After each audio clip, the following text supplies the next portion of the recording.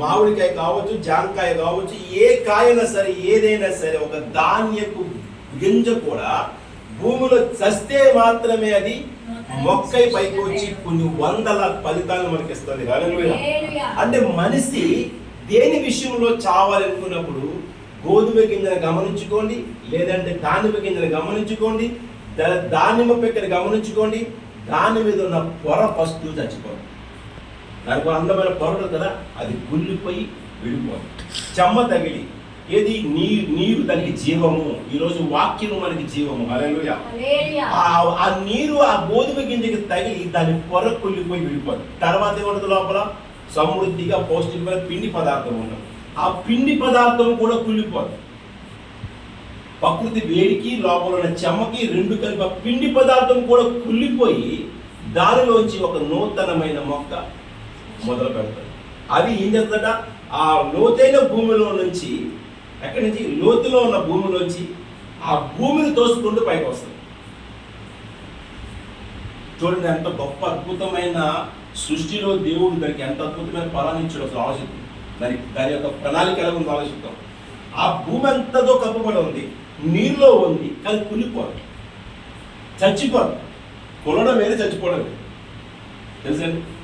కొలడం వేరే, చచ్చిపోవడం వేరే. కానీ కుళ్ళిపోదు, భూమిలో పడి చచ్చిపోతాడు. ఎందుకు? మళ్ళీ నేను దాని కొత్త జీవాన్ని తెచ్చుకొని నా నుంచి అనేకమైన ఫలాలను ఇస్తాను అని చెప్పుకున్నాను. అందుకే అది చచ్చి అనేకులకి ఆహారం పెడుతుంది. హల్లెలూయా. అది ఒక్కడే చస్తుంది. ఒక గింజ చచ్చిపోతుంది, కానీ కొన్ని వందల గింజలు వస్తుంది. ఈరోజు మనము ఒక్కడమే మన శరీర క్రియల విషయమై, శరీర ఆలోచన విషయమై మనము చచ్చినప్పుడు అనేకులకు మనం మాదిరి అవుతాం. హల్లెలూయా. ప్రియమైన వాళ్ళరా, వాక్యము మాట్లాడుతున్న ప్రతి మాట మనం జ్ఞాపకం చేసుకోవాలి. గోధుమ గింజ చచ్చిపోవడం అంటే మనం చచ్చిపోమని చెప్పట్లేదు, మనలో క్రియలు చచ్చిపోవాలి. ఏ క్రియలు ఉన్నాయి మనకి? గలతీ పత్రిక 5వ అధ్యాయం 19వ చదవమా. గలతీ పత్రిక 5వ అధ్యాయం 19వ వచనం.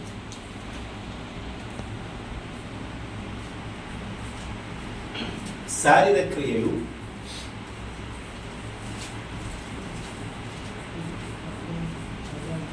19వ వచనం. ఎవరు తీస్తే వచ్చారు? శరీర కార్యములు స్పష్టమై ఉన్నవి.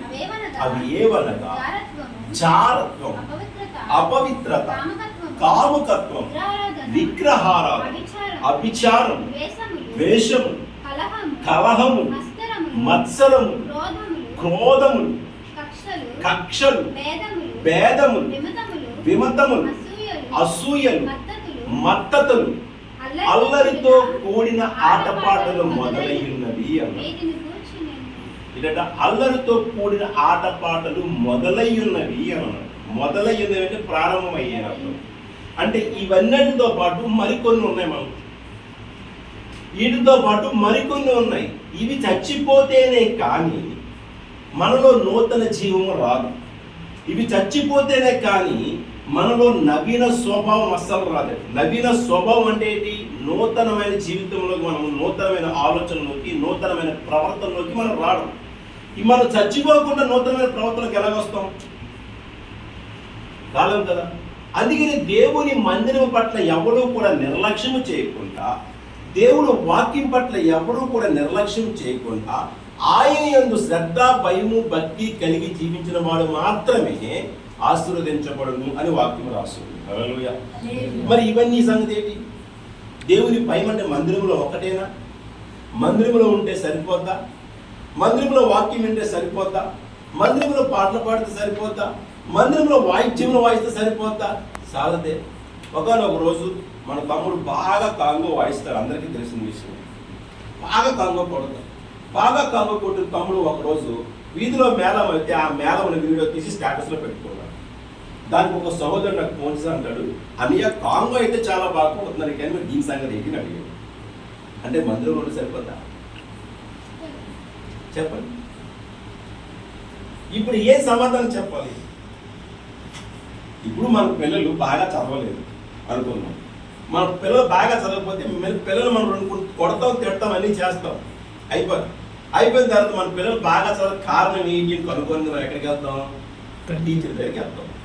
స్కూల్కి వెళ్ళి ఏమండి మేము ఫీజు కడుతున్నాం, బట్టలు కొంటున్నాం, పుస్తకాలు అడుగుతారా? అంటే దేవుని భయభక్తులు ఎక్కడ ఉండాలంట?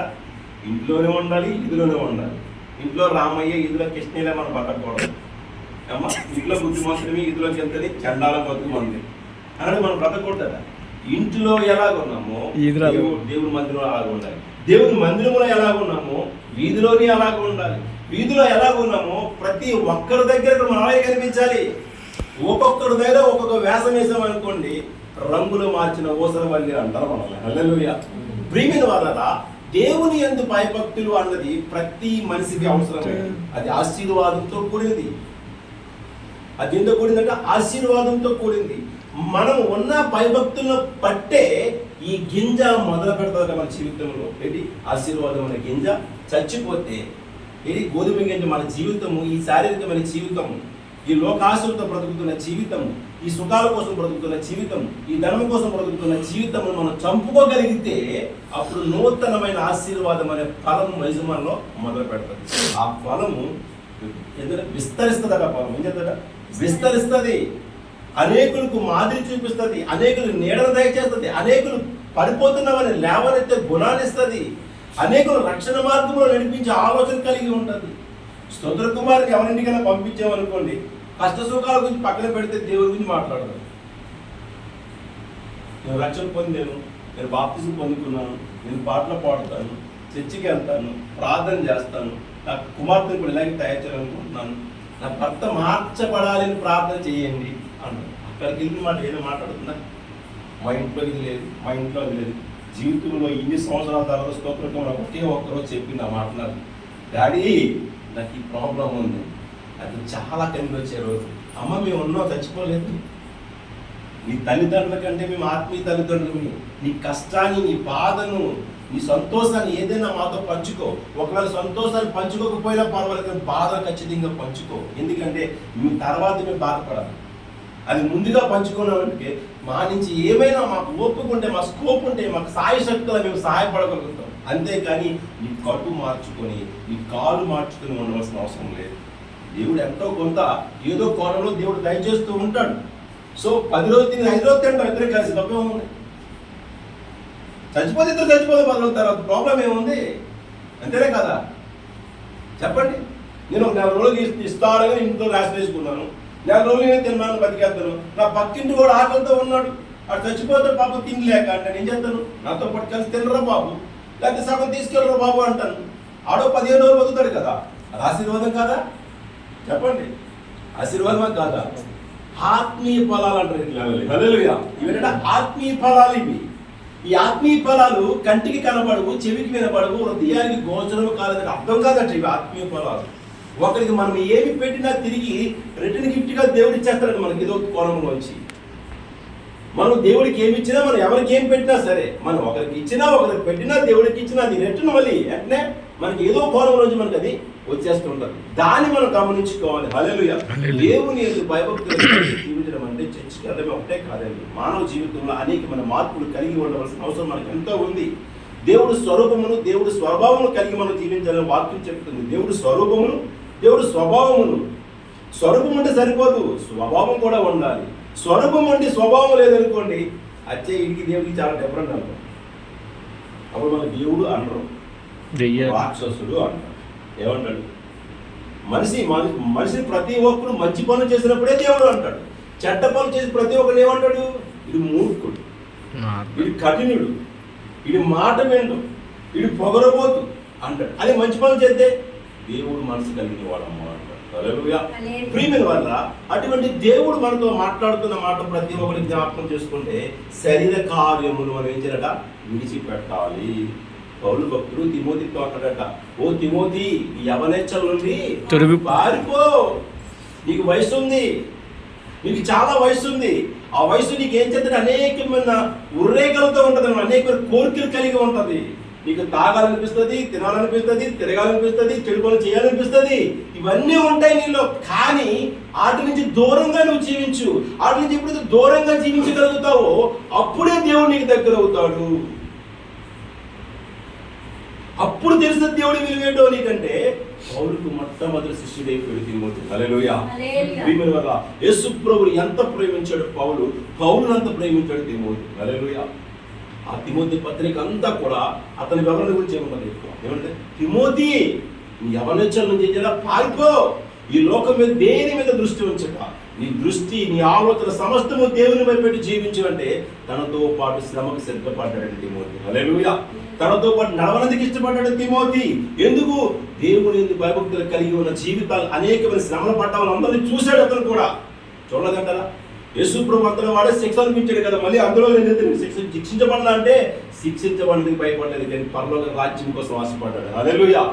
ఈ శిక్ష తాత్కాలిక శారీరకంగా ఉండొచ్చు, కానీ ఆత్మ నశించిపోయినప్పుడు, ఆత్మ శరీరం విడిచిపెట్టి వెళ్ళినప్పుడు ఆత్మ ఎక్కడ ఉండాలో అని కోరుకున్నవాడే దేవుని ఎందుకు భయభక్తులు కలిగిన వాడు. ఈ ఆత్మ నరకానికి పంపించాలని లోక ఆలోచనలు, లోక శరీర క్రియలు, శరీర ఆలోచనలు కలిగిన వాడు ప్రతి ఒక్కరి ఆత్మ ఎక్కడ ఉంటుందంటే 100% ఖచ్చితంగా అది నరకంలో ఉంటుంది అని ఎవరైనా చెప్పొచ్చు. అని చెప్పగలమా? చెప్పలేమా? ఈజీగా చెప్పొచ్చు. ఎలా చెప్పొచ్చు? యేసు ప్రభు ఒక రోజు పాపపు స్త్రీని ప్రశ్నిస్తున్నాడు. పాపపు స్త్రీని దేవాలయంలో పట్టబడినప్పుడు అందరూ తీసుకొచ్చి ఆమె రాళ్ళతో కొట్టడానికి ప్రయత్నం చేశారు. అందరూ కూడా పుణ్యాత్ములుగా ఫీల్ అయ్యారు. వాళ్ళందరూ కూడా పాపము చేయని వారిగా ఫీల్ అయ్యారు. వాళ్ళందరూ కూడా యథార్థవంతులుగా ఫీల్ అయ్యారు. వాళ్ళందరూ సత్య మార్గంలో నడుస్తున్నామని ఆల్కాలు పొంగిపోయారట, అతిశయపడ్డారు. కానీ అక్కడికి వెళ్ళిన తర్వాత దేవుడు గాలి తీసేశాడు. యేసు ప్రభు ఏం చేశాడు? గాలి తీసేసాడు. ఎలా తీసాడు? జ్ఞానముతో గాలి తీసాడు. అందుకే యేసు 2:42, 47 ఉంటారు, 2:52 ఉంటారు. లూకాసు వార్త 2:50. యేసు వయసునందు జ్ఞానమందును యేసు ఏ వాక్యం 2:52 లూకాసు వార్త. యేసు జ్ఞానమందును వయసునందును మనుషుల దయందును దేవుని దయందును వర్ధిల్లుచుండెను. ఎవరైనా ఇక్కడ జ్ఞానము ఏంటి? జ్ఞానము 100 మందిని ఎదుర్కోగలిగిన జ్ఞానం మనిషికి కావాలి. హల్లెలూయా. ఏమిటి? 100 మందిని అక్కడ ఊరంతా వచ్చి అది కొట్టి చంపేయాలనుకున్నారు. ఆమె ఏం చేయాలనుకున్నారట? అని వాటి చూడు, నాకు చూస్తే కింద పాత్ర సగం వస్తుంది. అది నువ్వు ఎలా ఎట్టేసి అలా మర్చిపోయి అలా పరలోకాన్ని మీ నాన్నలో దూరాగేసి అయిపోయావు అనుకో, ఆ వీడియో ఎక్కడితో నాకే తెలియదు. తీసినా ఒకటే, తీయకపోయినా ఒకటే. నువ్వు అందరికీ సమాధానం ఎలాగ చెప్పాలి అని అంటే జ్ఞానం వస్తుంది. వచ్చి ఎవరంట? చాలా మంచోళ్ళమ్మ మీరందరూ బుద్ధిమంతులు, మీరందరూ చదువుకున్న వాళ్ళు, శాస్త్రులు, జ్ఞానవంతులు, మీరు ధర్మశాస్త్రము తాచే తప్పకుండా నడుస్తున్న వారు మీరందరూ కూడా. ధర్మశాస్త్రం అంటే తెలిసిన వారు, మోషే గురించి తెలిసిన వారు మీరందరూ. ఎంత భక్తి మీలో ఉందా అని ఒక్క ప్రశ్న వేసాడు ఆయన. మీలో ఎవడు పాపం చేయకపోతే ఆ రాయిసి కొట్టండి అన్నాడు. ఎవరు కొడతారు? ఎవరు కొట్టరు. కొట్టడానికి సమ్మట్లేదు ఒక్కడే. ఎవరు కొట్టాలా? కొట్టడానికి సమ్మట్లేదు ఒక్కడే. ఏ పాపం ఆయన లేదు. ఆయన కొట్టొచ్చు, తీసి జల్ల కొట్టి పిచ్చి పిచ్చి అసలు అడగొచ్చు. మమ్మల్ని కొట్టవసరం లేదు కదా. వాళ్ళందరూ పాపం చేశారు కాబట్టి ఏమనలేదు. నేను కూడా ఏమన్నాను, ఇక పాపం చేయక అన్నాడు. దెబ్బగా మాటతో మారిపోయాను. మంచి గొడ్డుకి మాట దెబ్బ. కొద్దిగా మాట్లాడితే మాట్లాడదు. అప్పటి వరకు చెడ్డ మనిషి, సమాజాన్ని పాడు చేసే వ్యక్తి, సమాజాన్ని ఎలాగట ఒక తప్పుడు మార్గములో నడిపించిన వ్యక్తి ఆ మంచి మాటకు మారిపోయిందంట. అమ్మ అది ఎవరు ఏం చేయలేదా, నేను కూడా ఏం చేయను, నీకు ఎప్పుడు పాపము చేయక అన్నాడు. నిజంగా ఇప్పుడు కారణ యేసు ప్రభువు నాకు కనిపించకపోతే నేను శవాన్ని అయిపోతుంది. నా ఆత్మను కాపాడిన దేవుడి కంటే గొప్పవాడి లోకంలో ఎవడు లేడు అని పాపాన్ని విడిచిపెట్టి యేసుని వెంబడించిందని ఆమె భక్తి అంటే. హల్లెలూయా. మనం ఏది వదలం? పాపాన్ని వదలం, నోటు దురుసిని వదలం, కండుతో చేసేవి వదలం, టీవీలు వదలం, సీరియల్ వదలం, సినిమాలు వదలం, అమ్మ సిగరెట్లు వదలం, మందు వదలం, అన్ని ఏది వదలం మనం. కానీ మనం భక్తులు అని మనం ఫీల్ అవుతామంట. హల్లెలూయా. అందుకు వాక్యం చెప్తుందట మనం భక్తులు కాదు అని చెప్తుంది. నేనే జ్ఞానిని అనుకోవద్దని సామెత గ్రంథం 3వ అధ్యాయంలో చెప్తాడు సొలొమోను భక్తుడు. ఎవరంట? నేనే జ్ఞానిని, నేనే తెలివైన వాడిని అనుకోకూడదట. ఎంత గొప్ప పాస్టర్ అయినా సరే నేనే జ్ఞానిని అనుకున్న ప్రతి ఒక్కరు కూడా పడిపోతాడట. హల్లెలూయా. ప్రియమైన వారురా, దేవుని వాక్యం చెప్తుంది, శరీర కార్యాలను ఎప్పుడైతే మనం విడిచిపెడతామో, శరీర ఆలోచనలు ఎప్పుడైతే విడిచిపెడతామో, శరీర సుఖాన్ని ఎప్పుడైతే విడిచిపెడతామో మనం జ్ఞానవంతులము సమానం. జ్ఞానిని కదా అని అనుకోవద్దు. యెహోవా యందు భయభక్తులు కలిగి చెడుతనమును విడిచిపెట్టు. అప్పుడు నీ దేహము ఏమవుతుంది? దేహానికి ఆరోగ్యము. మందు తాగడం మానేస్తే నీకు ఆరోగ్యము, కైని మానేస్తే నీకు ఆరోగ్యము, చెడు బూతులు మాట్లాడడం మానేస్తే నీకు ఆరోగ్యము. ఇవన్నీ ఆరోగ్యము. నీ శరీరానికి ఆరోగ్యము, నీ ఎముకలకు సత్తువను, నీకు దీర్ఘాయువును ఇస్తాడు దేవుడు. హల్లెలూయా. నీ ఎముకలకు సత్వయును కదా. ఏం చెప్తే జ్ఞానిని అనుకోకుండా ఉండి దేవుని భయభక్తులు కలిగి ఉంటే ఆరోగ్యం ఇస్తాడు దేవుడు, ఎముకలకు బలం ఇస్తాడు దేవుడు. ఇంకేమవుతాడా? ఈ రాబడి అంతటిలో పక్కన పెట్టి ఇంకా ఈ రాబడి ప్రథమ ఫలము దేవుడికి గర్భపరచుకున్న వాక్యం చెప్తుంది. పక్కన పెట్టి కదా, నీకు ఆరోగ్యము ఎముకలకు సత్తువ ఇస్తాడంటే ఇంక అంతకుముందు కావాలి. ఏముంది మనకి ఈ రోజు ఎలా చెప్తాడు? శివాలయం ఏమవుతాడు? అయ్యో అన్య అలా పరిస్థితి బాగోలేదు, రేపు వదిలే నువ్వు వచ్చిన ఇంటికి వచ్చి ప్రార్థన చేయండి, నీ మందిరం రావాలి, ఎక్కడికైనా నన్ను తీసుకెళ్ళని అంటాడు. ఎలా తీసుకెళ్ళాలి? అది ఎలా వాళ్ళని మోసుకొచ్చారు మన దగ్గరికి. ఎక్కడో దగ్గర తీసుకెళ్ళిపోతే ముందు అలవాటు పడతాడు. సరే ప్లాన్ చేస్తాం తమ్ముడు, జాగ్రత్తగా ఉండని చెప్తాను. ఓకేనా? నువ్వు వస్తే టైం ఇది 6 నుంచి 8:30 వేలాడు రావాలి, 9:30 నుంచి 10:30 11:30 గాజులకు రానికి అవకాశం ఉంది. నీకు అది మిస్ అయిపోతే దుర్గారాయణ సాయంత్రం రానికి అవకాశం ఉంది. ఏదో ఒక మందిరానికి మనం వచ్చే అవకాశం దేవుడు మనకు కల్పించాడు. ఇక్కడ మిస్ అయిపోయింది సోదరుకుమార్ అక్కడికి వచ్చేది ఖచ్చితంగా. ఇక్కడ రాలేదు అనుకుంటే అక్కడికి వచ్చేస్తుంది ఖచ్చితంగా. మానేద్దాంలో ఎందుకు అంత అనుకోలేదు. ఎందుకంటే దేవుని మందిరానికి శ్రేష్టత, దేవుని మందిరానికి ఒక ప్రత్యక్షత మనమే ఇవ్వకపోతే లోకంలో ఉన్నవారు ఎలా ఇస్తారు? లోకంలో ఉన్నవారు ఎలా మార్చబడతారు? లోకంలో ఉన్నవారు ఎలాగ రక్షణ పొందుతారు? లోకంలో పాపులు ఎలాగ మార్చబడతారు? ఇవన్నీ మనం ఆలోచించుకోని విషయం. ఇది జ్ఞానంతో సంబంధించిన విషయం. ప్రియమైన వాళ్ళ ఇక్కడ మాట్లాడుతున్న మాట జ్ఞాపకం చేసుకున్నాము. ఆ ద్వితీయోపదేశకాండం 6వ అధ్యాయం 5వ వచనం చదువుతున్నాం. ఇప్పుడు అక్కడ తల నుంచి ఒక నిమిషం 22వ వచనం, గలతీ 5:22 చదువు ఈసారి. గలతీ పత్రిక 5:22, 5వ అధ్యాయం 22వ వచనం.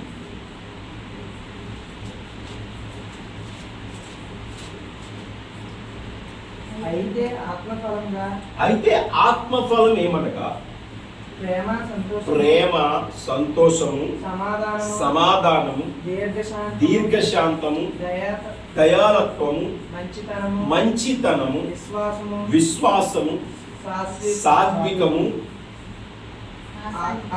ఆశానిగ్రహము, ఇట్టి వాటికి విరోధమైనది ఏది లేదు. ప్రేమ, సంతోషము, సమాధానము, దీర్ఘశాంతము, ఆశానిగ్రహము, విశ్వాసము, మంచితనము, సాత్వికము, ఇట్టి వాటికి విరోధమైనది ఏది లేదట. అంటే ఇవి మనలో ఉంటే మనకి ఎవరికి విరోధం ఉంటుంది?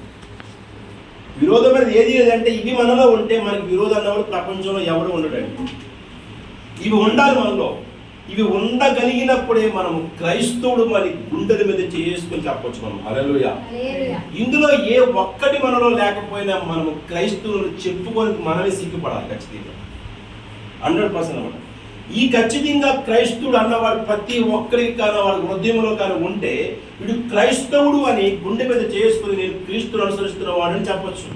ఇందులో ఏది లేకపోయినా నేను క్రైస్తవుడని చెప్పుకునే మాట వ్యర్థమైపోతుంది. హల్లెలూయా. అంటే చెప్పుకున్న మాట వ్యర్థమైపోతుంది, పాడిన వస్తువుతో సమానమైపోతుంది, పారిసిన దాంతో సమానమైపోతుంది. నువ్వు క్రీస్తు బిడ్డలు చెప్పుకోవాలి. లోకం ఇంక ఎవరో చెప్పుకోరు. నువ్వు క్రైస్తవుడని చెప్పుకొని పాపం చేస్తే, క్రైస్తవుడు చెప్పుకొని బుద్ధులు మాట్లాడితే, క్రైస్తవుడు చెప్పుకొని దొంగతనం చేస్తే, క్రైస్తవుడు చెప్పుకునే ఆగడుతో కొన్ని ఆటపాటలు చూస్తే ఏమంటారు? దేవుని నమ్ముకున్నారా? నిజంగా నమ్ముకున్నారా? ఏమంటారు? దేవుని నమ్ముకున్నారా లేదా అమ్ముకున్నారా? ఆ రోజు ఇస్కరియోతు అమ్మినట్టుగా ఈ రోజు కూడా మనం కూడా అమ్ముకున్నాం. ఎబ్రీ పత్రిక 5వ అధ్యాయం 6వ అధ్యాయం 4వ వచనం మాట్లాడుతున్నాడు. ఎవరంట బహాటముగా మనం ఒక్కసారి మనం సిలువ వేస్తున్నాము దేవునికి ప్రకటన చేయబడుతుంది వాక్యం. హల్లెలూయా. అంటే ఇంకా ధైర్యంగా సిగ్గు సీమి నెత్తులు అన్నీ వదిలేసి ధైర్యంగా అన్నమాట నేను క్రైస్తవుడని చెప్పుకోని పేరు తప్ప దేవుని మాత్రం బహాటంగా సిలువ వేస్తున్నాము. ఎంతమంది సొసైటీలో మనం ఎంతమంది నేత్రంలో మనపై ఉన్నాయి ఒక్కసారి కూడా మనం ఆలోచించుకుంటున్నాం. మనలో ఎక్కువ చూస్తారండి జనాలు. పాపం చేసిన సంగతి పట్టించుకోరు. ఎందుకంటే అది అలాగే పాపం తెలుసు.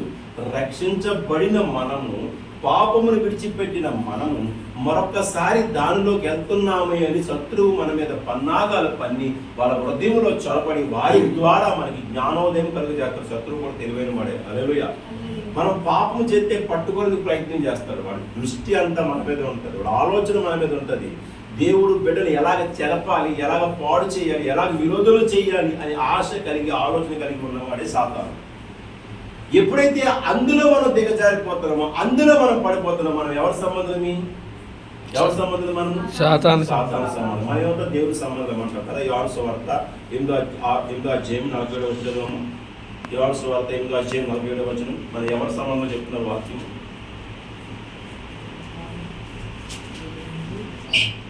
8వ అధ్యాయం 47వ వచనం.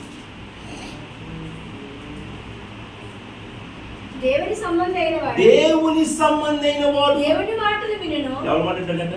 దేవుని మాటలు. ఎవరి సంబంధం? మనం దేవుని సంబంధమేనా? దేవుడు ఒక వ్యక్తిని అంటున్నాడండి.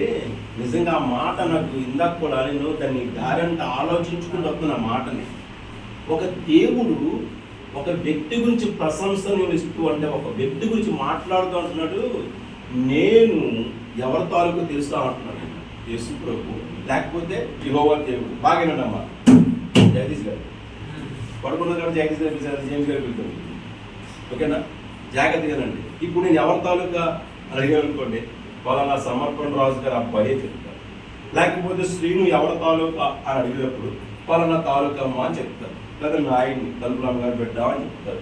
లేకపోతే మన ఏంటంటే మేడు చెట్టు చూడు, మీద నిన్ను పొట్టకి చూడు, మేడు పండు చుట్ట నేను పలానా వ్యక్తి తాలూకా అన్నాడు. హల్లెలూయా. చూడండి, నేను అబ్రహాము దేవుణ్ణి. దేవుడు అంటాడు, వాడు మాట్లాడుతున్నాడు, ఒక మనిషిని తీసుకొచ్చి మాట్లాడుతున్నాడు. నేను దేవుని బిడ్డను చెప్పుకొని గొప్పదని కాదు, దేవుడు మన గురించి చెప్పుకొని గొప్పదని. హల్లెలూయా. ఒకసారి ఆలోచించండి. ఆ మాట నాకు నువ్వు ఉదయం మొన్న చదివిన తర్వాత దీని గురించి ఆలోచిస్తాను. ఏంటి ఒక దేవుడు అన్నవాడు నేను సృష్టికి దేవుడిని అని చెప్పుకోవాలి, ఇది నిర్మించిన వాడిని చెప్పుకోవాలి, వీళ్ళందరినీ కన్నవాడిని చెప్పుకోవాలి. అలాంటి వ్యక్తి అన్నాడు, నేను అబ్రహాము దేవుణ్ణి అన్నాడు, నేను ఇస్సాకు దేవుణ్ణి, నేను యాకోబు దేవుడిని. క్యారెక్టర్స్ ఒక విశ్వాసం చూపించే దేవుడు, బయలుపరుచుకున్న గొప్ప దేవుడు మన దేవుడు. హల్లెలూయా. నీలో నాలో అటువంటి పీసలు కలిగి ఉన్నప్పుడు, నీవు నేను పౌరుషంగా బ్రతికినప్పుడు దేవుడు మన గురించి కూడా అదే ప్రశంసలు పలుకుతాడు. ఇంటి వ్యక్తుల దగ్గర ఎవరి దేవుడు? నా బిడ్డ అని చెప్పట్లేదు ఆయన, నేను అతని దేవుడిని అంటున్నా. హల్లెలూయా. చూడండి, యోన ఆ భయంకర పరిస్థితిలో ఆ ఓడ నావికుడితో మాట్లాడిన మాటే మాట్లాడుతుంటే, నీ దేవుడి కూడా ఒక్కసారి దండం పెట్టుకోవడం. ఆ నావికుడు ఒకసారి నీ దేవుడిని ఒక్కసారి తలుచుకోరా బాబు, ఈ ఆపద నుంచి బయటపడతానంటే ఎప్పుడైతే తలుచుకున్నాడో ఆపద నుంచి బయటకు వచ్చేసాడు. నన్ను తీసుకెళ్ళి పారిన బాబు, దరిద్రం అంతా నా వాళ్ళే వచ్చింది. దరిద్రం అంటే పంపకే, నావంటే ఇల్లు, అంతే కదా. వాడ అంటే మన కుటుంబం, మన ఇల్లు. ఆ వాడలో ఉన్న వాళ్ళందరూ మనం. ఒక్కరిని బట్టే సంఘానికి కలంకం, ఒక్కరిని బట్టే సంఘానికి అపనిందడం, ఒక్కరిని బట్టే కుటుంబానికి చెడ్డ పేరు. అలాగే ఆయన బట్టి ఆ నావంతా అటు ఇటు తిరగబడగా అయిపోతున్నారు.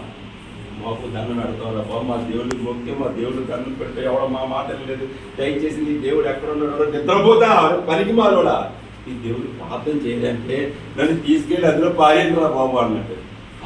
పారేకున్నాడు. నీ దేవుడు చాలా గొప్పవాడు, నీ దేవుడు జీవము కలిగిన దేవుడు. యోనా దేవుడు, యోనా దేవుడు, నీ దేవుడు జీవము కలిగిన దేవుడు అన్నాడు. ఇక్కడ అన్నాడు దేవుడు అన్నాడు, అబ్రహాము దేవుడు అన్నాడు. చూడండి, ఇక్కడ ప్రసంగం జరుగుతుంది, రెండు అర్థాలు ఉన్నాయి. ఇక్కడ యోనా అంటున్నాడు అవుతున్నాడు, నీ దేవుడు జీవము కలిగిన వాడు. ఇక్కడ అబ్రహాము చూసి దేవుడు అన్నాడు, నేను అబ్రహాము దేవుడు అంటున్నాడు. అంటే మన కేర పెట్టుకొచ్చిందట. దేవుడి గురించి కూడా దేవుడు నేను చెప్పుకోవడానికి ముందు ఒక వ్యక్తిని చూపించాలి. ఆ వ్యక్తి ఎవరే ఉండాలి? ఇప్పుడు మనం దేవుళ్ళ లేకపోతే మనం దేవుళ్ళ మన గురించి ఎవరు చెప్పుకుంటారు? ఒరే నీ నేత్రాలు విజయం ఎదించు, సర్వేంద్రియానం నయనం ప్రధానం. నాకే తెలియదు, తర్వాత విన్న తర్వాత నాకు ఏడుపు వస్తుంది అన్నమాట. దేవుడు ఇలా మాట్లాడుతున్నాడు అనిపిస్తుంది నాకే. అందుకే నేను వింటాను, మీరు చెప్పిన మాట నేను వింటాను, ఒకసారి రిపీట్ నా వాక్యాన్ని వింటాను అనమాట. నేనే చెప్పాను ఫీల్ అవ్వను. దేవుడు ఈ మాట్లాడించడం నాకు తెలియదు, దేవుడు ఎలా మాట నాకు తెలియదు. నేను తర్వాత వింటే ఇంతవరకు చెప్పిన మళ్ళీ ఒకసారి నాకు చెప్తానా? రావు. అక్కడ దేవుడు ఈ ప్రదేశంలో దేవుడు ఉండి మాట్లాడిస్తున్నాం అంతే. కానీ ఆయన మాటలు మరొకసారి నేను వింటాను, ఎలా మాట్లాడే దేవుడు నేను వింటాను అనమాట. అందులో ఏమైనా పొరపాట్లు ఉంటే నెక్స్ట్ దాన్ని రాకుండా కాపాడుకునే ప్రయత్నం చేస్తాను జాగ్రత్తగా. అది దేవుడు మాట్లాడితే. హల్లెలూయా. ఇక్కడ దేవుడి మీద భయభక్తులు అంటే ఆ విధంగా ఉండాలి. అబ్రహాము క్యారెక్టర్స్ ఉన్న దేవుని క్యారెక్టర్ చెప్తున్నాడు. నేను పలానా వాళ్ళు తాలూకురా, ఎవరు చెప్పాలన్నమాట? మీరు ఏ ఇంట్లో ఉన్నారంటే తెలుగుదేశం కాలంలో పలానా సమర్పణ రాజు ఇంట్లో అద్దెకున్నామండి అనొచ్చు, లేకపోతే తలుపులమ్మ గారి ఇంట్లో అద్దెకున్నామని చెప్పొచ్చు, లేకపోతే పలానా ఎవరి కోటలు మీరు ఉన్నాయని చెప్పొచ్చు. క్యారెక్టర్స్ ఇదంతా మనకి. కానీ దేవుడు అంతా వాడే క్యారెక్టర్ చెప్తాను ఇక్కడ. నేను అబ్రహాము దేవుణ్ణి, ఇస్సాకు దేవుణ్ణి, యాకోబు దేవుణ్ణి, నీకు కూడా దేవుణ్ణే. నువ్వు అలాగుంటే నీ గురించి కూడా నేను ప్రస్తావిస్తాను, నీ గురించి నేను మాట్లాడుతాను. అలాగే లేనప్పుడు నీ గురించి మాట్లాడలేను. మాట్లాడుతున్నా చెప్పండి. దేవుడు ఎందుకు భయభక్తులు అంటే వాళ్ళని చూసి మనం నేర్చుకోవాలి. వాళ్ళని చూసి వాళ్ళు ఎందుకు పరిచయం చేసిన బైబిల్లో భక్తులు వాళ్ళందరి గురించి రాయవలసిన చేసుకుంటూ ఒకరి గురించి రాసి సరిపోదు కదా. పరిశుద్ధ గ్రంథం లేదు. ఆదిలో పునాది వేయబడ్డవాడి కానించి ఆ చరిత్రలో ప్రతి ఒక్కరు దేవుని భయభక్తులు కలిగి ఉన్నవాడు ఎలాగ ఆశీర్వదించబడ్డాడు, కలిగి లేని వాడు ఎలాగ నశించిపోయాడు, ఎలాగ శ్రమలు పడ్డాడు, ఎలాగ ఇబ్బందులు పడ్డాడు, ఎలాగ ఇబ్బందులు కొలువులో కాల్చబడ్డాడు, ఇవన్నీ తీసుకొచ్చి కళ్ళ ముందు చూపించి చివరికి ఈ మాట కూడా మీరు వింటుంది కదా, ఆయనే కిందకు వచ్చి మనుషులు తినంగా శుభ్రంగా జీవిస్తూ అద్భుత కార్యాలు చేస్తూ ఆయన హింసలు అన్ని పడి బాధలు పడి కళ్ళ ముందే తను మరణించేలాగా చేసుకున్న తర్వాత కూడా ఈ కఠిన వృత్తి మార్చబడలేదు. హల్లెలూయా. ఈ రాజ్య గుండె మార్చబడలేదు. మార్చబడిందా? యోధాను మార్చగలిగాడు దేవుడు? మార్చగలిగాడా? నేను పట్టిన కుందేలకు 3 కాళ్ళు అన్న మనుషులు చాలా మంది ఉన్నారు. నేను పట్టుకున్న కుందేలకు 3 కాళ్ళు అన్న మనుషులు చాలా మంది లోకంలో ఉంటారు. ఎందుకంటే వాళ్ళు చెప్పిందే వేదం, వాళ్ళు చెప్పిందే దేవుడు, వాళ్ళు చెప్పిన మాటలే సత్యమైనది, వాళ్ళవే యథార్థ జీవితం. వాళ్ళకి కుందేలకు కూడా 3 కాళ్ళు ఉంటాయి, 4 కాళ్ళు ఉండవు. అలాగే యోధా కూడా 3 కాళ్ళు, 4 కాళ్ళు లేవని వాళ్ళ కుందేలు. అందుకని యేసు ప్రభు కాళ్ళు పట్టుకున్న కనికరము రాలేదు ఆయనకి. యేసు ప్రభు పాదాలు కడిగిన దయ రాలేదు ఆయనకి. ఆయన దృష్టి అంతా లోకం మీద, లోక ఆశల మీద, లోక భోగ భాగ్యాల మీద ఏడ్చింది. కాబట్టి దేవుడు విలువ తెలుసుకోలేకపోయాడు. హల్లెలూయా. చివరికి ఎలాగట ఘోరమైన మరణము చెందాడు. సో ఆ మాట మనం చెప్తే పాస్టర్ గారు మమ్మల్ని చెప్పిస్తున్నారండి అని సింపుల్ కాదు. ఈశ్వరుడికి ఏమయ్యాడు? యోధా ముందుగా నీకు రానే వచ్చినాయి, జాగ్రత్తగా ఉండు. నీ కాలు పట్టుకున్నంత మాత్రాన్ని నేనేమనుకుంటున్నావేమో అని మనసులో ఫీల్ అవుతూ కూడా దేవుడు కాలు పట్టుకున్నాడట. నువ్వేమనుకున్నా నాకు అనవసరం, కానీ నాకు నేను ముందు తగ్గించుకున్నా దేవుడి దగ్గర. నేను తగ్గించుకుంటే ఒకవేళ నువ్వు మార్చబడతావేమో, నేను తగ్గించుకోవడం వల్ల నీ జీవితంలో మారుతుందేమో, నీకు మార్పు వస్తుందేమో అనుకొని నేను తగ్గించుకొని పాదాలు కడిగినా సరే నీకు తగ్గింపు జీవితం లేదు, నీ జీవితంలో మార్పు రాకపోతే దాని ఫలితాన్ని నువ్వే పొందుకుంటావని యేసు ప్రభు పాదాలు కడిగి తన చేతులు పడుకున్నాడు. యేసు ప్రభు పరలోక రాజ్యం వెళ్ళాడు, యోధా నరకానికి వెళ్ళాడు. సంపాదన డబ్బు దేనికైనా పనికొచ్చిందా? శ్మశానం కొన్నది పనికొచ్చింది. దేనికి పనిచేయదు డబ్బు. ఇల్లు కొన్నామన్నా ఎవడు స్థలం ఇవ్వలేడు. నీకు స్థలం అమ్మోరా అనేసారు. ఎందుకు? ఈ క్రయధనం ఏదనమాట, నిరపరాధిని అప్పచెప్పిన ధనముతో అది కొన్నందుకు కూడా ఇష్టపడలేదట. హల్లెలూయా. కయ్యిని వంటి భ్రష్టుడే వీడు కూడా తీసుకెళ్ళి ఉన్నారు. ఏమా దేశ దెమ్మ, ఎక్కడికి వెళ్ళా పని లేదు, ఎక్కడికి వెళ్ళా విలువ లేదు, ఎక్కడికి వెళ్ళా గౌరవం లేదు, ఎక్కడికి వెళ్ళా మర్యాద లేదు, ఒంట్లో రోగాలు పోలేదు. లాస్ట్కి ఏమేడు అంతే. ఏమైనా సాధించాడా కయ్యని? ఏమన్నా ఏమీ సాధించలేదు. ఇది ఒక్కటే మాట. ఆ ఒక్క తప్పు 100 విధాలుగా శాపంగా మారిపోయింది కయ్యని జీవితంలో. ఆ ఒక్క తప్పు ఇస్కరియోతు యూదా ఉరి వేసుకుని చచ్చేలాగా చేసింది. ఆ ఒక్క తప్పే. ఎందుకంటే లోకంలో ఎవడో పిలిపించాడా? చెప్పండి. ఎవడో శిక్షించాడా? పోనీ యూదాను ఎవడో శిక్షించాడా? ఎవడో కొట్టాడా? ఏమీ లేదు. అదంతటా ఆడే మరణించుకున్నా చేసుకోరు, ఆత్మహత్య చేసుకోరు. హల్లెలూయా. ఎందుకు? ఒక నిరపరాధిని కఠోరంగా ఘోరాతి ఘోరముగా కనిపించి పట్టింది అమ్మి వేసినందుకు ఈ పాపము, నా పాపాన్ని నేనే కడుక్కోవాలనుకున్నా కానీ నరకానికి పోయి ఒకవేళ మార్పు చెంది ఉంటే బాగుండేమో అనిపిస్తుంది. హల్లెలూయా. ఈరోజు చాలా మంది పక్షాలు మార్పు చెంది ఉంటే ఒకవేళ ఇప్పుడే చచ్చిపోయినా పర్వాలేదు, నేను మార్చబడి చచ్చిపోయినా పర్వాలేదు, సిలువలో యాగబడి నేను మార్చబడ్డాను, నా హృదయం కరిగింది యేసుని చూసి, ప్రభువా ఒకవేళ నీ రాజ్యంలో ఏమైనా నాకు కొద్దిగా చోటు అంటే ఎట్నే నీ రాజ్యంలో చోటు ఉంటామని చెప్పి, ఎందుకంటే నా మీద నీకు దయ వచ్చింది, నా మీద నీకు కనికరం వచ్చింది, నీలో మార్పు వచ్చినట్టుగే.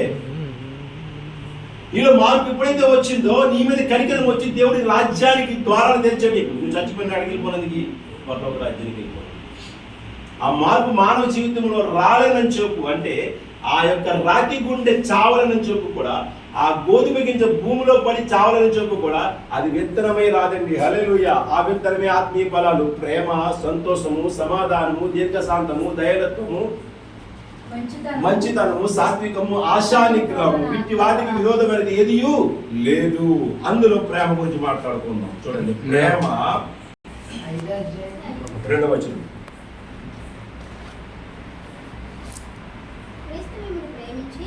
గట్టిగా చదవండి. క్రీస్తు మిమ్మల్ని ప్రేమించి పరిమళ వాసనగా ఉండుటకు మన కొరకు తన్ను తాను దేవునికి అర్పణముగాను బలిగాను అర్పించుకొని, అలాగుననే మీరును ప్రేమ కలిగి ఒకరినొకరు మీలో స్వార్థాపేక్ష జారత్వమే కానీ ఏ విధమైన అపవిత్రతయే కానీ లోభత్వమే కానీ దీని పేరైనను ఎత్తకుండా ఉండాలి. మనం ప్రేమ స్వార్థం ఉండకూడదు, ప్రేమ ధనపిచ్చి ఉండకూడదు. ప్రేమ ఎలా ఉండాలట? ఈ ఎన్నిటికంటే ఒక మనిషిని ప్రేమించే గుణము కలిగి మనం ఉండాలట. ఆ ప్రేమ ద్వారానే దేవుడు మన పట్ల అనేకమైన కార్యాలు చేయగలుగుతాడు. హల్లెలూయా. ప్రేమను వల్ల ప్రేమ లేకపోతే ఏమీ చేయలేము. మొదటిది ప్రేమే అని కొరింథీ పత్రిక 13వ అధ్యాయంలో కింద రాయబడి ఉంటుంది. ఇందులో ప్రేమ, నిరీక్షణ, మరొకటి ఉంటుంది ఏదో 3. ఈ మూడిట్లో ఏది గొప్పది అంటే ప్రేమే గొప్పదట. ఏది గొప్పదట? ప్రేమే గొప్పది. ఇప్పుడు చదువుతాం కొరింథీ పత్రిక 13వ అధ్యాయం చదువుమా. మొదటి కొరింథీ 13వ అధ్యాయం. విశ్వాసము, నిరీక్షణ, ప్రేమ. విశ్వాసము, నిరీక్షణ, ప్రేమ. విశ్వాసము, నిరీక్షణ, ప్రేమ. విశ్వాసం అంటే నిరీక్షణ ఉండాలి ఖచ్చితంగా.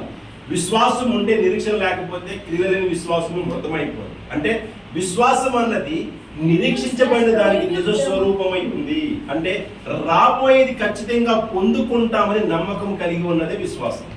అది నిరీక్షణ అంటే.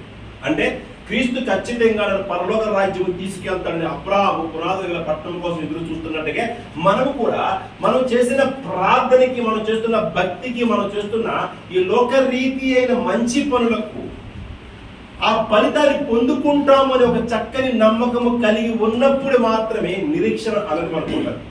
అది లేకపోతే నీ విశ్వాసములను వ్యర్థమే. హల్లెలూయా.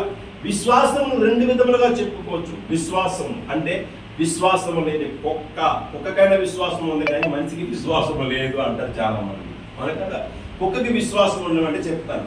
మన రాజుగారు పెంచుకున్న రూపీ ఉంది కదా, ఆ రూపీని చిన్న పిల్లప్పుడు నేను చూశాను. దాన్ని ఎత్తుకొని ముద్దులాడని ఒక 6 రోజులు మా ఇంటి దగ్గర ఉంది. కానీ అది ఇప్పటికీ మర్చిపోలేదు. నేను ఈరోజు వెళ్ళి అంటే దాని ఆరాటం, దాని గంతులు విజయవాడ తీసుకెళ్ళి అప్పచెప్పారు. మళ్ళీ తీసుకొచ్చారు, దాన్ని ఇంటికి తీసుకొచ్చారు. ఎందుకంటే అక్కడ ఇబ్బందిగా ఉందని తీసుకొచ్చేసారు. ఇక్కడ వెళ్ళి వెళ్ళగానే దాని ఆనందము, దాని సంతోషము మంచాన్ని కూడా లాక్కుని వచ్చేస్తాను బయటికి. అలా వచ్చింది బరువైన మంచాన్ని.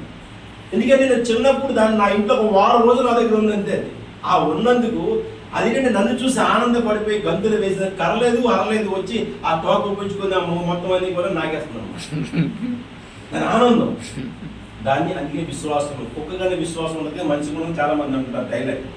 విశ్వాసం అన్నది మనకి ఎలా ఉండాలంటే దేవుడు పట్ల ఆసక్తి కలిగి, దేవుడు చేసే పని ఖచ్చితంగా, దేవుడు చేసిన ప్రార్థన ప్రతిదీ కూడా మనకి ఫలిస్తాది అని నిరీక్షణ కలిగి ఉండడమే విశ్వాసం అన్నది. ఆ విశ్వాసం గురించి మాట మాట్లాడుతుంది. గ్లాండి అనే ఒక వ్యక్తి అతను ఒక వైర్ రోప్ మీద ఈ యొక్క తాడు మీద నడిచే మంచి ఏమంటారు మోలిచ్చేసి అంటున్నారు మదారి అనమాట నిధిలో అంటారు. ఆ యొక్క విద్యను నేర్చుకున్నవాడు అన్బ్యాలెన్స్ లో మాత్రం ఆ రోపు మీద సన్నంగా ఉన్న రోపు మీద అటుపక్క ఇటు ఒక పర్వతానికి పెద్ద రోపు కట్టి అటు నుంచి ఇటు నడుచుకుంటూ వస్తాడు అనమాట. వస్తున్నప్పుడు అందరూ కూడా చూసి చప్పట్లో కొడతారు, చాలా బాగా అంత భయంకరమైన లోయ, ఆ లోయలో పడుకోకుండా బ్యాలెన్స్ గా ఆ రూప్ మీద చక్కగా నడిచి వచ్చామని చెప్పేసి అందరూ కూడా జైతులు పలుకుతూ ఉంటారు. పలికిన తర్వాత ఈ చివరికి వచ్చిన తర్వాత అప్పుడు ఈ గ్లాడ్ అనే వ్యక్తి ఆ కింద ఉన్న మనుషులు పిలుస్తాడు, మీలో ఎవరైనా వచ్చి నా భుజాల మీద కూర్చుంటే నేను యువతల నుంచి అవతలకి తీసుకెళ్తానని చెప్తాను. ఒక్కరు కూడా వెళ్ళరు, ఎందుకంటే ప్రాణభయం. ఒకవేళ మేము పడిపోతామేమో అంటే వారికి నిరీక్షణ లేదు, వారికి పూర్తిగా నమ్మకం లేదు. అంటే వాడు మాత్రం నడవగలడు, వాడు మమ్మల్ని తీసుకెళ్ళలేడు. ఒకవేళ పడిపోతే ఇద్దరు పడిపోతే చచ్చిపోతామేమో, దెబ్బలు తగులుతాయేమో అనుకుని ఉన్నారు. కానీ వాడు మాత్రం నేను ఖచ్చితంగా యువతల నుంచి అవతల వరకు ఖచ్చితంగా నేను వెళ్తాను అని నమ్మకం కలిగి ఉన్నాను. అది నిరీక్షణ. ఆ నిరీక్షణ మనలో ఉండాలి. హల్లెలూయా. మనం ఎక్కడికి వెళ్ళాలట? ఈ లోక సంబంధములో లోకంలో జీవిస్తున్నామని లోక సంబంధాలన్నింటినీ మనం పొందుకున్న వారమే, నడుస్తున్న వారమే. ఇన్ని జయించుకొని ఈ సాతాను శక్తుల ప్రభావం జయించుకొని పరలోక రాజ్యానికి వెళ్ళాలి. మనం ఎక్కడికి వెళ్ళాలి? మనకు ఒక రాజ్యం ఉంది, అది స్థిరమైన రాజ్యం, అది పునాది గల పట్టణం, అది నిత్య రాజ్యం, అది యుగ యుగాలు ఉండే రాజ్యం. ఆ రాజ్యాన్ని మనం వెళ్ళబోతున్నామంటే ఈ లోకంలో జయించవలసి మనకు ఎన్నో ఉన్నాయి. మొదట మనం ఏం చేయాలి? శరీరాన్ని జయించాలి. ఈ శరీరాన్ని జయించలేని వాడు పరలోక రాజ్యాన్ని ఏం చేయిస్తాడండి? జయించగలరా? జయించలేడు. శరీరాన్ని జయించాలి. శరీర క్రియలు స్పష్టమైనవి ఏమనగా జారత్వము, అభివృద్ధత, కాముకత్వము, విగ్రహారాధన, విచారము, ద్వేషము, కలాములు, మద్దతులు, ఈర్ష్యలు, అసూయలు, అల్లరితో కూడిన ఆటపాటలు మొదలయ్యున్నవి. ఇవన్నీ జయించగలిగినప్పుడు మాత్రమే ఆ యొక్క ఆత్మీయ ఫలాల్లోకి మనం వస్తామట. అంటే ఇన్ని విషయంలో మనం చచ్చిపోవాలి. ఇన్ని విషయంలో మనం చచ్చిపోయినప్పుడు మాత్రమే ఆత్మీయ ఫలం మనలో ప్రారంభమవుతుంది. ఆత్మీయ ఫలం ఎక్కడ ఉంటుంది? ప్రేమ ద్వారా ప్రారంభమవుతుంది ఆత్మీయ ఫలము. హల్లెలూయా. ప్రేమ ద్వారా ప్రారంభమవుతుంది. ప్రేమ ద్వారా ఎలాగ ప్రారంభమవుతుందంటే, ఇప్పుడు ఇద్దరు చిన్న బిడ్డలు చెడుకు పని చేశారు, ఒక పొరపాటు చేశారు, ఏదో ఒక దొంగతనం చేశారు. ఆ దొంగతనం చేసిన వాడిలో ఒకడు దొంగతనం చేశాడు, మరొకడు పక్కనే నిల్చున్నాడు.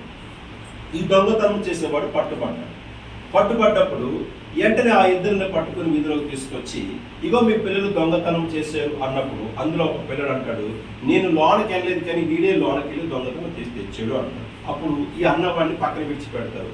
లోపలికి వెళ్ళి తెచ్చిన వాడిని ఏం చేస్తారు? నాలుగని ఉతికి ఆరేస్తారు, లేదా వాళ్ళ తల్లిదండ్రులకు చెప్తారు. తల్లి ఆ మాట నీ కొడుకు దొంగ అన్నాడని తల్లి బిడ్డ మీద ప్రేమ పోతా? ఆ బిడ్డను మార్చుకొని వాళ్ళందరితో నిందల పడినా, వాళ్ళందరితో ఎన్నో మాటలు పడినా ఆ బిడ్డను ఇంటికి తీసుకొచ్చి, ఒకవేళ దెబ్బలు తిన్నా కన్నీళ్ళు కార్చి ఆ బిడ్డ ఇంటికి తీసుకొచ్చి ఆ బిడ్డ మార్పు చెందడం కోసం ప్రయత్నం చేస్తారు. ఆ బిడ్డను ఎలా మార్చుకోవాలి?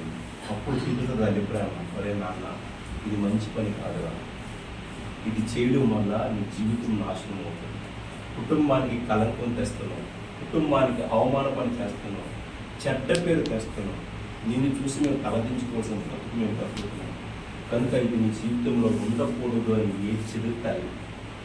మిగతా వాళ్ళు ఏడుస్తారా? అంతకంట గొప్ప ప్రేమ చూపించాడు మన దేవుడు మన పైన. హల్లెలూయా. హల్లెలూయా.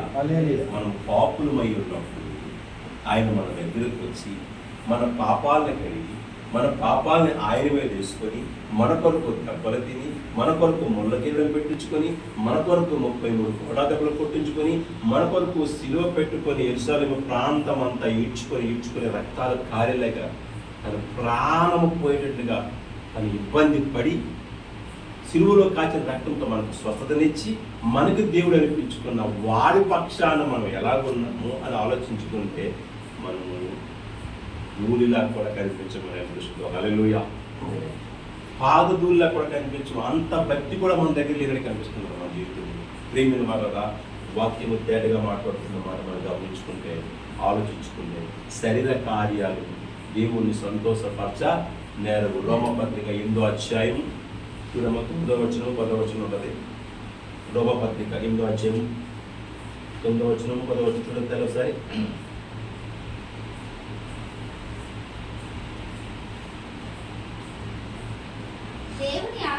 దేవుని ఆత్మ మీలో నివసించుచున్న ఎడల మీరు ఆత్మ స్వభావము కలిగిన వారే కానీ శరీర స్వభావము కలిగిన వారు కారు. ఎవడైనను క్రీస్తు ఆత్మ లేని వాడైతే ఎవరంట? ఎవరు? యేసేపును చూసి దేవుడు ఏమన్నాడు? యేసేపును చూసి ఏమన్నాడు? అవకాశం ఉన్నా అవకాశాన్ని చంపుకొని భోగభాగ్యాలు విడిచిపెట్టి ఒక్కసారి ముందుగానా ఒక్కసారి దృష్టిని చూస్తుంటే యేసేపు ఆ రాజ్యానికి మంత్రి అవుతాడు. మంత్రి ప్రజెంట్ రాజు అవుతాడు నెక్స్ట్ కదా. అంటే ఆ రాజ్యంలో సగం రాజ్యం ఆయన పొందుకుంటాడు. రాణి గారు ఏం చెప్తే అదే రాజుగారు కదా. రాజుగారు రాణి అంటే ఈ రాజ్యాలంతా రాసిచ్చి అంటారు అంతా తన సుఖాను కోసం. కానీ యేసేపు తన పరిశుద్ధ తలకాపుతుందా అవకాశం ఉండి 4 గోడల మధ్య ఒక్కడే ఉన్నా సరే నేను దేవునికి విరోధును కాను అని చెప్పాడు. హల్లెలూయా. అది భక్తి అంటే. హల్లెలూయా. ఈరోజు మనకు అవకాశం ఉండి ప్రార్థనకు రాము, అవకాశం ఉండి దేవుని సన్నిధికి రాము, అవకాశం ఉండి వాక్యానుసారమైన జీవితంలో మనం ఉండము. అవకాశం ఉండి కూడా ఆ రోజు అవకాశం ఉంది కానీ దేవుడే కావాలి, నీతో నాకు సంబంధం లేదు అన్నాడు. హల్లెలూయా. దేవుడు అతను చూసి ఎవరట? నీలాంటి ఒక్కడుంటే చాలు, సృష్టిలో అనేకులు మార్చబడతారు. ఆ యేసేపు చరిత్ర చదివిన ప్రతి ఒక్కరు మార్చబడతారని ఖచ్చితంగా. హల్లెలూయా.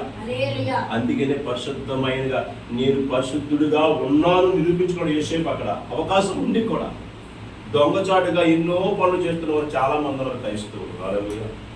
మరి వాళ్ళు ఏమనుకుంటాడు? మీరు నాకు సంబంధులు కారు, మీరు ఎవరో నాకు తెలియదు, నా మాట మీరు వినరు, కనుక మీకు నాకు సంబంధం లేదు, మీలో కరెంటు లేదు, లేదట, కరెంటు లేదు, పవర్ లేదు, కానీ ఇల్లు ఉంది. ఇల్లు అయితే ఉంది కానీ పవర్ లేదు. దేహం ఉంది కానీ మనకి పవర్ లేదు, దేవుని వాక్యం లేదు, దేవుని శక్తి లేదు, దేవుని ప్రేమ లేదు, దేవుని విలువ లేదు మనకి. కానీ పవర్ లేదు మనకి. మనిషి అయితే ఉన్నాం కానీ నిర్జీవంగా ఉన్నాం. మనం ప్రియమైన వాళ్ళరా, ఇక్కడ గొప్ప మాటలు దేవుడు మాట్లాడుతున్న మాటలు. ఒక వ్యక్తి గురించి దేవుడు మాట్లాడే విధంగా మనం జీవించాలి. మన గురించి దేవుడు మాట్లాడుతాడంటే మన గురించి మాట్లాడే దేవుడు మన పక్షాన్ని కార్యము చేస్తాడు ఖచ్చితంగా. అదే కార్యము చేయడమే మాట్లాడడం అంటే.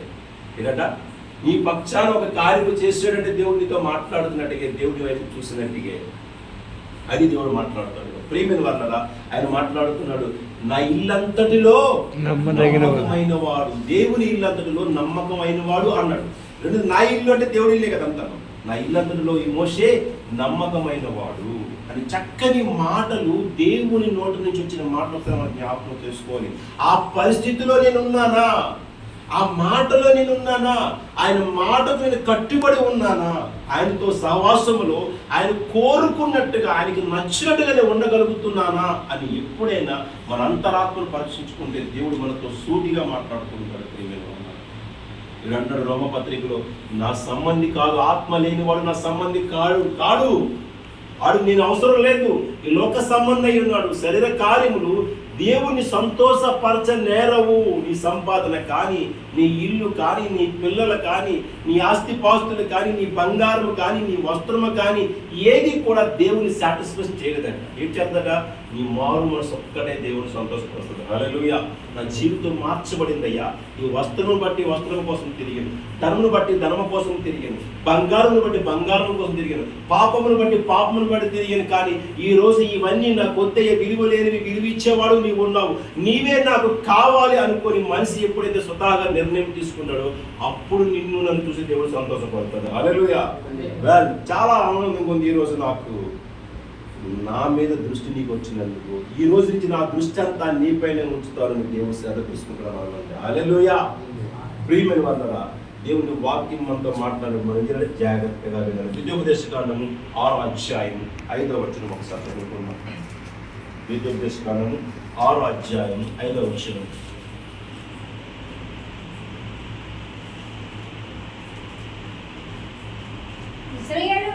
ఇశ్రాయేలు వినుము, మన దేవుడైన యెహోవా అద్వితీయుడగు యెహోవా. ఈ పూర్ణ హృదయముతో, ఎలాగంటే దేవుని పూర్ణ హృదయముతో, పూర్ణ ఆత్మతో, ఈ పూర్ణ ఆత్మతో, ఈ పూర్ణ శక్తితో, ఈ పూర్ణ శక్తితో ఈ దేవుడైన యెహోవాను ప్రేమించవలను, రెండు సేవించవలను. నేడు నేను నీకు ఆజ్ఞాపించు ఈ మాటలు నీ హృదయములో భద్రముగా దాచుకో. నీవు నీ కుమారులకు, నీ పిల్లలకు వీటిని కూడా నేర్పించు. నీ ఇంట కూర్చున్నప్పుడు, త్రోవ నడిచినప్పుడు, పండుకున్నప్పుడు, లేచినప్పుడు వాటిని గురించి మనం మాట్లాడాలి. డిస్కషన్. తెలుగులో దేవుని మందిరానికి దేవుని మందిరం అని పేరు. అది ఇంగ్లీష్ లో ఏమంటారు? చర్చ్ అంటారు. చర్చ్ అంటే ఏంటి? డిస్కషన్, చర్చించడము. దేవుడు ఆత్మ సంబంధమైన దేవుడి గురించి, దేవుడు పలికిన మాటల గురించి ఒకరినొకరు సంభాషించుకుంటూ పత్రికలో ఉన్న వివరించుకోవడమే చర్చించడం. దానికి చర్చ్ అని రాయబడింది పదాన్ని. హల్లెలూయా. అంటే చూడండి, ఎక్కడి నుంచి చర్చ్ అన్న దాన్ని తెలుగులో తర్జుమైంది దేవుని మందిరం అని ఉంది. దేవుని మందిరంలోకి వస్తే మనం దేవుడి మాటలు మాట్లాడుకుంటాం, వేరే మాటలు మనకు ఉండవు. కనుక చర్చ్ అంటే దేవుని గురించి మనం ఇది నిజమా కాదా, సత్యమా కాదా, యథార్థమా కాదా, ఇది జరిగినవా లేవా అని ప్రతిదీ వివరణతో కూడి రిఫరెన్స్తో సహా మనం చూసుకుని చర్చించుకుంటాం. కాబట్టి ఇది చర్చ్ అని రాయబడింది. హల్లెలూయా. ప్రియమైన వారలారా, మన బిడ్డలకి ఇవన్నీ నేర్పించాలి. అవి గోడల మీద రాయాలి, హృదయంలో దాచుకోవాలి. పూర్ణ హృదయముతో ప్రేమించాలంటే ఎలా ప్రేమించాలి దేవుణ్ణి? పూర్ణ హృదయముతో. అంటే నీకంట ఈ లోకములో ఏది గొప్పది కాదు, నీకంట నా ప్రాణం కూడా గొప్పది కాదని శద్రకు, మేషకు, అబేద్నెగోలు అగ్నిగుండంలోకి ప్రయాణం చేశారు. ఎక్కడికమ్మా? మీరు యూట్యూబ్లో చూసారో లేదో, 20 లక్షల టికెట్ పెట్టుకుని క్రూజ్ షిప్ మీద ఎక్కడికి వెళ్ళాడట? ఆస్ట్రేలియాకి వెళ్తున్నాడు. ఆస్ట్రేలియా కాదు, క్రూజ్ షిప్ మీద అంటార్టికా యాత్రకి వెళ్తున్నాడు కొడవడు. 20 లక్షల టికెట్ క్రూజ్ షిప్ మీద అనమాట. షిప్ చాలా పెద్దది, చాలా చాలా బాగుంటుంది. ఎన్ని రోజులు ప్రయాణం అని తెలియదు. ఎక్కడికి అంత దూరం ప్రయాణం 20 లక్షల చూసి వెళ్తున్నాడు కొడవడు. వాడు యూట్యూబ్లో పెట్టు 20 లక్షల ప్రయాణం వెళ్తున్నాడు, ఎడ్డింగ్ ఇచ్చేస్తాం యూట్యూబ్ మొత్తం మీద. మనం ఎక్కడికి వెళ్ళాలి? చెప్పండి, మనం ఎక్కడికి వెళ్తాం? ఎక్కడికి వెళ్ళాలి? మనం ఎక్కడికి వెళ్తాం? మనం ఎక్కడికి వెళ్ళాలి మనకి తెలియదు. ఇంటికి వెళ్ళాలని మనకు తెలుసు, మనకి డ్యూటీకి వెళ్ళాలని తెలుసు కదా. కానీ శద్రకు, మేషకు, అబేద్నెగోలు చెప్తున్నారు, నా ప్రాణం, నా శరీరం అంతా కాలి ముద్దయిపోయి, బొగ్గైపోయి, బూడిదైపోయినా పర్వాలేదు, కానీ నా దేవుని వెళ్ళని సిద్ధంగా ఉన్నాను. నన్ను తీసుకెళ్ళి లోపల పారేస్తారా? పారేది. నాకేం భయం లేదు, నాకేమీ భయం లేదు. నా దేవుడి కంటే నా శరీరం గొప్పది కాదు. నా దేవుడి కంటే నేను సంపాదన గొప్పది కాదు. నా దేవుడి కంటే నా బంధువులు గొప్పవారు కాదు. నా దేవుడి కంటే రాజు గొప్పవాడు కాదు. నా దేవుడి కంటే సృష్టి గొప్పది కాదు. సృష్టి గొప్పదా? దేవుడి కంటే గొప్పది కాదు. దేవుడు సృష్టిస్తే వచ్చిన సృష్టి. కనుక నువ్వేం చేసినా సిద్ధమే అని తన ప్రాణాన్ని దేవుడి కోసం పోగొట్టుకోవడానికి లోపలికి ప్రయాణం మొదలు పెట్టారు. ఎక్కడ? కృషి అగ్నిలోకి ప్రయాణం చేశారు. అగ్నిలోకి ప్రయాణం చేస్తారు, మంచు అనే బయటకు వచ్చారు. హల్లెలూయా. 3 నలుగురు వచ్చారు బయటికి. ఎవరు? ముగ్గురు పట్టుకుని, నా మీద నీకు ఎంత నమ్మకం, శద్రకు, మేషకు, అబేద్నెగో ఎంత గొప్ప అన్నమాట. ఈ నలుగురు యవనస్తులు బబులోను సామ్రాజ్యాన్ని దేవుడి గురించి కదిలించారండి. ఈ నలుగురు యవనస్తులు కూడా, దానియేలుతో సహా. ఈ నలుగురు యవనస్తులు బబులోను సామ్రాజ్యాన్ని కదిలించారు. యవనస్తులు వాళ్ళు బట్టే దేవుడు అంటే ఏడో తెలిసిన బబులోను ప్రాంతానికి. ఆ ముగ్గురిని పట్టుకొని ఎంత ఆనందపడ్డాడు దేవుడు. ఇన్నాళ్ళకి నేను మీ త్యాగాన్ని చూశాను, నా కోసం బలైపోయినది త్యాగాన్ని చూశాను, కనుక మిమ్మల్ని ఎలా బలైపోనిస్తాను నేను? మీ శరీరం ఎలా కాలిపోనిస్తాను నేను? నా మీద ఉన్న నమ్మకం, నా మీద ఉన్న భయభక్తులు, నా మీద ఉన్న ఆశ, నా మీద ఉన్న నిరీక్షణ, నా మీద ఉన్న ప్రేమ ఈ లోకంలో ఏది కాదంటే ముగ్గురు స్నేహితులు ఒకరినొకరు కూడా ముగ్గురు ఒకే మాట మీద ఒరే మనం చచ్చిపోతామేమో శత్రుకు అంటే బేషగడ పోతే పోతాం దేవుడి కోసమే. ఎవరి కోసం పోతాం? మనం పోతాం, కాలిపోతాం. దేనికంటే గొప్ప దేవుడు ఉందా? దేవుడి కోసం చచ్చిపోతే ఏదైనా ప్రపంచంలో గొప్పది ఉందా? లేదు కదా. దేవుడి కోసం చచ్చిపోయేవారి చరిత్రలో ఒక పేరున్న మనకు ఉంటుంది. ఆ మనుషుల కోసం చచ్చిపోవడం కాదు, దేవుడి కోసం చచ్చిపోయే పేరు మనకు కావాలని నిర్ణయం తీసుకుని దేవుడి కోసం చావడానికి సిద్ధపడ్డారు ముగ్గురు కూడా. అలా ఒక్కడికైనా భయం వచ్చి ఉండొచ్చేమో. ఎందుకు రాలేదంటే వాళ్ళందరూ కూడా దేవుడికి భయభక్తులు కలిగి ఉన్నారు. దేవుడు సమర్థుడు అని ఎరిగి ఉన్నారు. దేవుడు చంపేవాడు కాదు, దేవుడు రక్షించేవాడు కూడా గ్రహించి ఉన్నారు. ఒకవేళ భౌతికంగా శారీరకంగా మనం చచ్చిపోయాను, మన ఆత్మ పరలోక రాజ్యంలో ఖచ్చితంగా ఉండాలని దేవుడి మీద అపారమైన నమ్మకం కలిగి ఉన్నారు. కాబట్టి వారి త్యాగానికి సిద్ధపడ్డారు. ఎప్పుడైతే త్యాగానికి సిద్ధపడ్డారో ఆ లోనికి ప్రయాణం చేశారట. తీసుకెళ్ళరా, నేను వెళ్ళను అన్నారా? తీసుకెళ్ళండిరా బాబు, మరి అంతకంటే అర్థం ఏంటి? లోనికి వెళ్తే అగ్గిలో కావాలంటే ఐదులాగా ఉంది. అగ్గిలో నాటితే ఎలాగ ఉంది? ఐదులాగా ఉంది. తీసుకుంటే అగ్ని గొడవలో చెప్తే మన దేవుడు చాలా గొప్ప. అగ్గిలు కూడా ఐదుగా మార్చేసాడు. హల్లెలూయా. బయటకి అయితే అగ్గిలే కనబడుతుంది, లోపల మనది ఐసు గడ్డలు. అవి లోపల ఐసు గడ్డలు. కాలు లేదు, చొక్కా కాలు లేదు, ఎండుగలు కాలు లేదు, వాసన రాలేదు. మరి ఐసు గడ్డలు లేకపోతే ఎక్కడ ఉండాలి? సచ్చిని సవాలు తీసుకెళ్ళి ఐసు గడ్డలో పెడితే వాసన వస్తుందా? ఇప్పుడు అగ్గి ఏమైంది అక్కడ? అగ్గి ఏమైంది అక్కడ? ఐస్ అయ్యింది. బయటికి మాత్రం అగ్గిలే కనబడుతుంది, లోపల మాత్రం చల్లగా వేసిన వాడు మనకి. నాలుగు కూడా చిన్న చిన్న భుజాలు వేసి వేసి వెల్ అండ్ గుడ్. మీరురా నా భక్తులంటే, మీరురా నా భక్తులంటే ఇప్పుడు బబులుడు సామ్రాజ్యం వెళ్తున్న నెబుకద్నెజరు మహారాజుకి మనోనేత్రము తెరిపించేలాగా ఒక రాజును మార్చగలిగితే లోకంలో ఉన్నవారు ప్రతి ఒక్కరు మార్చబడతారు. కనుక ఆ రాజుకు బుద్ధి వచ్చేటట్టు చేయడానికి నా కోసం మీరు త్యాగం చేయడానికి తండ్రిని బయటకు తీసుకొచ్చేసి రే బాబు, మీ దేవుడు జీవము గల దేవుడు రా. నేను ఏదో అనుకున్నాను, ఎన్నాళ్ళ బట్టి ప్రతిమను మొక్కుతున్నారు కానీ ప్రతిమలను ఏమీ చేయదు. కానీ జీవము గల దేవుడు మాత్రం చాలా గొప్పవాడు నిరూపించి మళ్ళీ బొబ్బులు సామాన్య ప్రకటన చేసినట్టు దేవుడు జీవము గల దేవుడు చెప్పడం కూడా దేవుడు మాత్రం.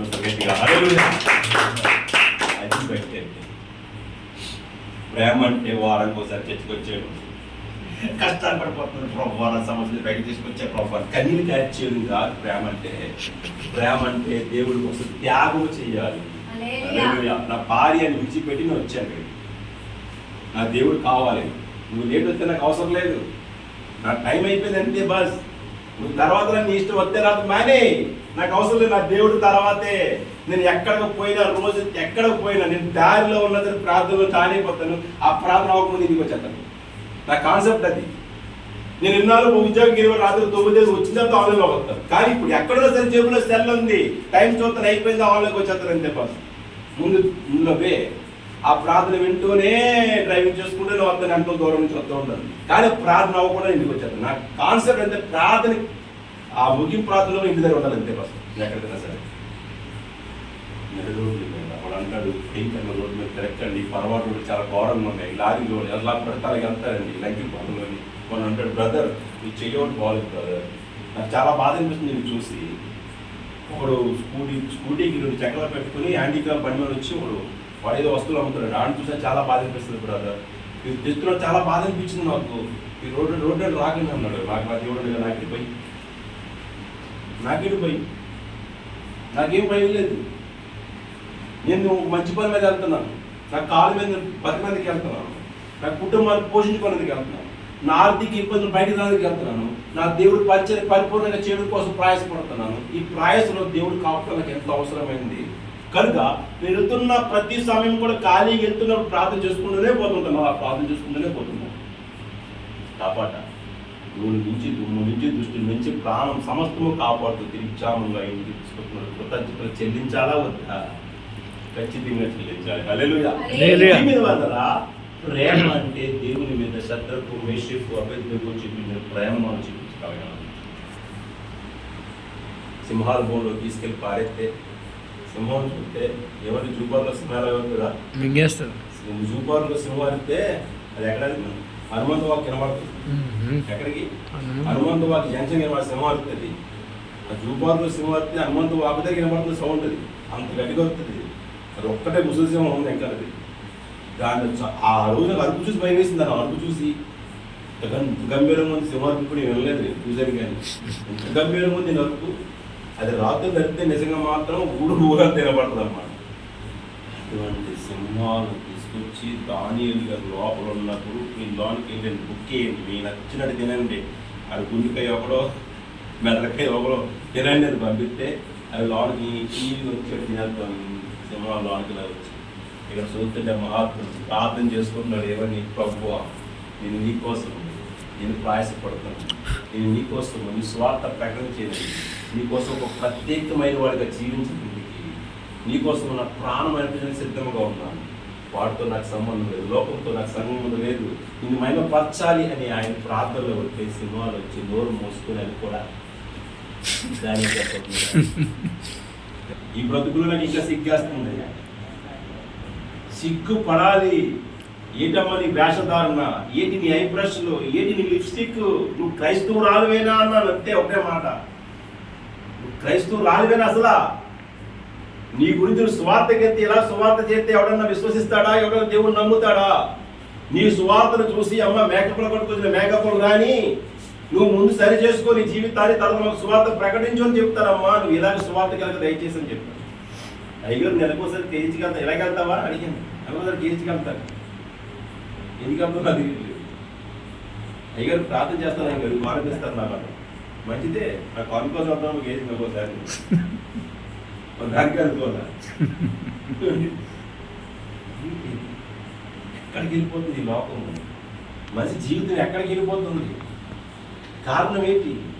క్రీస్తు మనల్ని ప్రేమించినట్టుగా మనం క్రీస్తుని ప్రేమించలేదు కాబట్టి.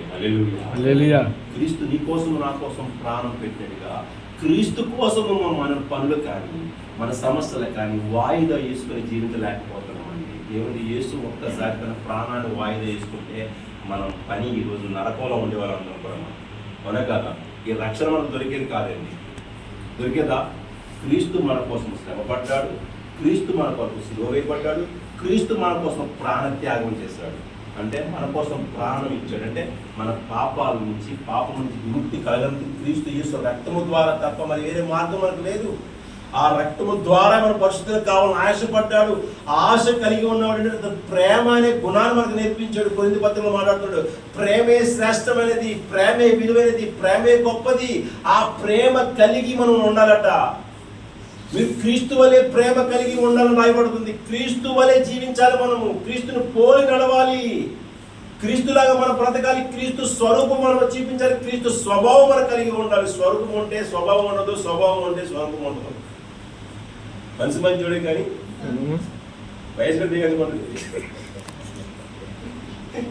ప్రోత్సహించిన దేవుడితో నడిస్తే చాలు, ఆటోమేటిక్గా వీళ్ళందరికీ దుష్టుడు దూరంగా జీవించగలుగుతాం.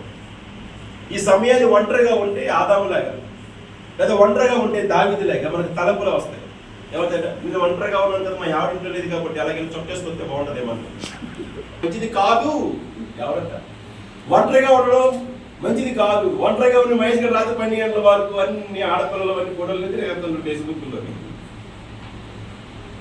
ఎవరు అందంగా ఉన్నారు, ఎవరు పెళ్లి చేసుకోవాలి, పాపం ఉద్దేశం మంచిదే, అంటే ఎంత అందంగా చేసుకోలేదు మనకే బాధ్యత. మన అవయవాల మీద మనకే బాధ్యత. అది దేవుడు నీకు ఇచ్చాడు, దాన్ని సద్వినియోగం చేసుకోమని ఇచ్చాడు. దుర్వినియోగం చేసుకొని దీర్ఘాయుసుని సకాయుసు చేసుకునే జనాలు. దీర్ఘాయుసు వాడు మనకి ఎంత దేవుడు ఇచ్చాడు? ఈ దీర్ఘాయుసు అందులో ఉంటుంది. ఎక్కడ ఇళ్ళ చదివిన పత్రికలో ఉంటుందమ్మా, 115 కీర్తన 11 ఉంటుంది. దీర్ఘాయుసు నీకు ఇస్తానండి. అంటే 6 అధ్యాయం అందులో కూడా ఉంటుంది నీకు దీర్ఘాయుసు.